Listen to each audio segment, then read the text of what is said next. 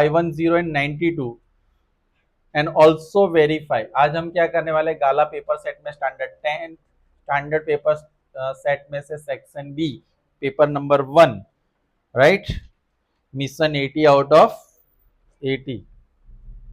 और यहाँ पे हमारे पास दो नंबर है 510 and 92। Find the HCF and LCM of 510 19 and also verify HCF into LCM the product of two given number। तो चलो 510 का मुझे पहले प्राइम फैक्टराइजेशन करना है, तो 2 क्या क्या आएगा,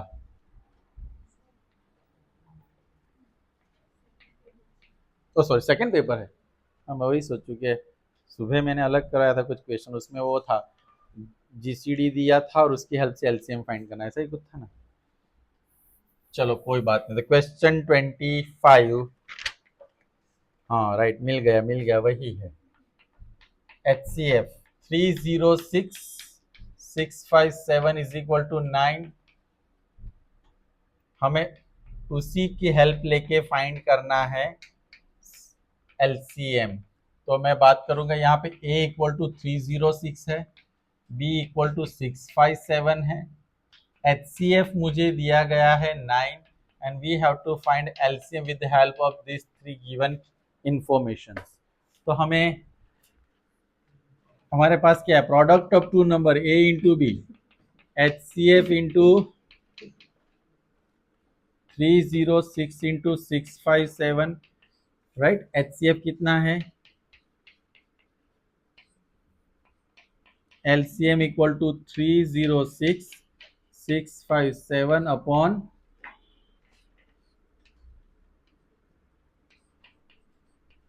तो 34 इंटू, राइट, 34 इंटू 657, क्या आंसर आएगा इसका मल्टीप्लीकेशन, कौन बता सकता है। 2 वेरी नाइस, 3 तो इस तरह से हम क्या फाइंड कर सकते हैं, जब हमें 1 2 3 चीजें दी जाती है उसकी हेल्प से हम क्या फाइंड कर सकते हैं, एलसीएम फाइंड कर सकते हैं। I know. देखो अब ऐसे क्वेश्चंस को आप जब सॉल्व करते हो तो काउंट करो कि मुझे ये तो आना ही चाहिए, ऐसे क्वेश्चंस तो मुझे कंफर्म आने चाहिए।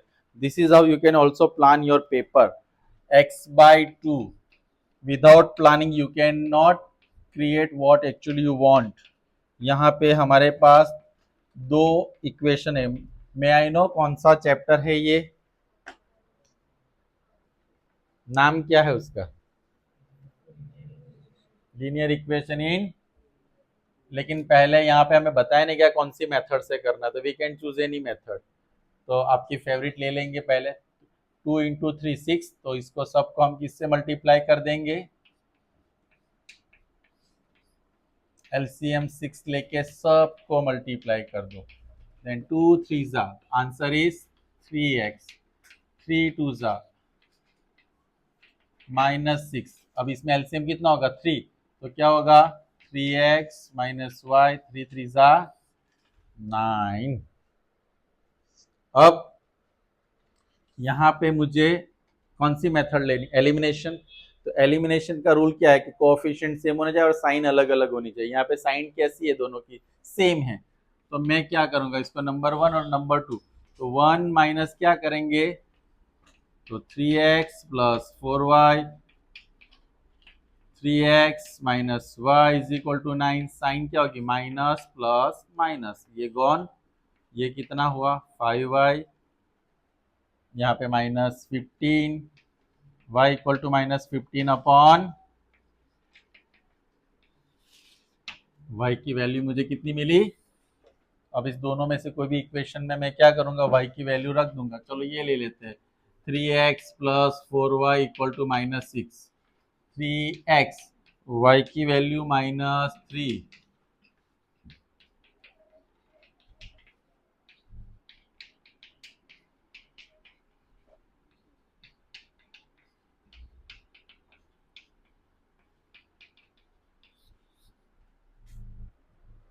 क्या आया, x की वैल्यू 2, हमें वेरीफाई करना चाहिए, y ये है x है, तो 2 3 जा 6, 4 3 जा -12, answer is -6, yes verified, blue tick कर दो कि हमारा ये वेरीफाइड है। Question number 27, very good question.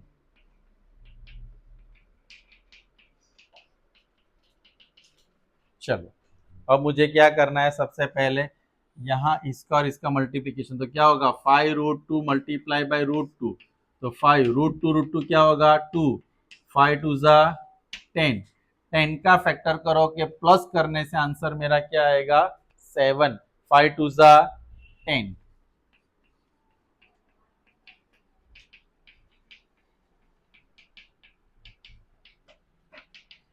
इस दोनों में से क्या कॉमन दिख रहा है कुछ, x, तो क्या रहेगा √2x प्लस 5। इस दोनों में से कॉमन कुछ नहीं निकला तो 1 है ना, कॉमन निकलता है कैसे, ये 2 है तो √2 तो दोनों में से कॉमन क्या निकलेगा √2, ब्रैकेट में क्या रहेगा ये √2x और क्या रहेगा 5, और टेक्निकली पता होना चाहिए दोनों ब्रैकेट क्या होते हैं सेम होते हैं। अगर मैं ये लिख देता हूं यहाँ पे 2 है तो √2 इंटू √2 क्या हो जाएगा, okay, √2x plus 5x plus, तो √2x plus 5 is equal to 0, √2x equal to minus,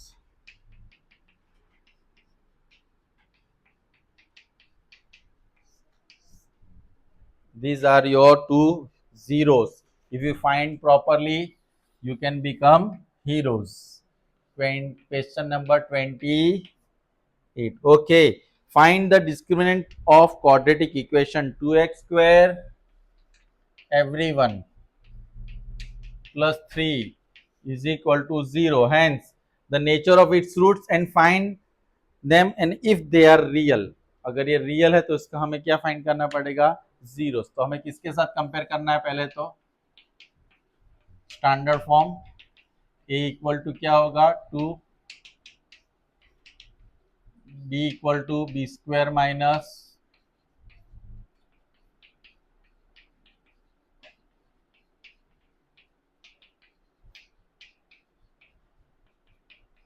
b की वैल्यू क्या हो गई, ऐसा आज ही हमने किया।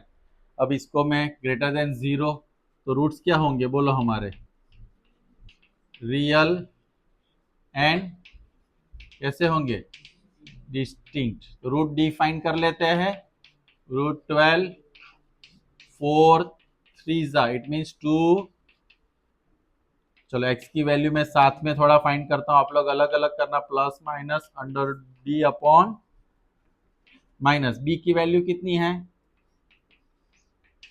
√d कितना होगा 2√3, a की वैल्यू हमारे पास क्या है 2, नाउ क्या होगा माइनस माइनस 6, 2√3 अपॉन 4, कुछ कर सकते हैं और हम इसमें ऊपर वाले में से 2 कॉमन,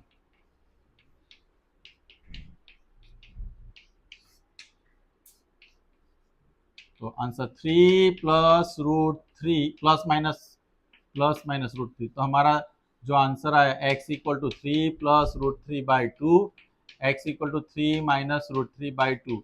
आपको अलग अलग ही फाइंड करना है, एग्जाम में हमें एक ही करना होता है, तो उसमें थोड़ा एनर्जी ला देना, राइट। 28 नंबर के बाद आएगा 29, determine the AP was third term, सब देखेंगे, third term A3 is 5 and 7 term is 9। D find करने का फॉर्मूला हमारे पास है am minus an upon m minus, चलो am, अगर मैं पहले A3 लू तो चलेगा या नहीं चलेगा, चलेगा, नो मैटर, 5 माइनस 9 और नीचे 3 माइनस 7 क्या होगा -4, ऊपर भी क्या आया, तो आंसर इज एक्चुअली, यानी आप A7 माइनस AM लो, A7 माइनस A3 लो तो 9 माइनस 5 होगा, दोनों पॉजिटिव आएंगे, there is no difference answer में, राइट। उसमें हमें क्या पूछा है, हमें सीरीज कौन सी है, लेकिन हम क्या करते हैं पहले A3 का मतलब क्या होता है A प्लस 2B, A3 कितना है हमारे पास 5, डी की वैल्यू क्या है 1, 2 वन जा, तो 5 माइनस 2 इक्वल टू ए, तो ए इक्वल टू कितना आया, फर्स्ट टर्म 3 है, सेकंड टर्म क्या होगा 4, फिर क्या होगा 5, फिर क्या होगा। सर आपको कैसे पता चला, डिफरेंस कितना है 1, तो नेक्स्ट टर्म फाइंड करने का मतलब इसमें डी ऐड करते जाना है। तो इस तरह से आपको बाकी की पूरी सीरीज, एग्जाम में कुछ नहीं आता तो सीरीज लिखते रहो, टाइम निकल जाएगा काफी अच्छा। Question number 30। Okay, everyone can see one of the easiest question.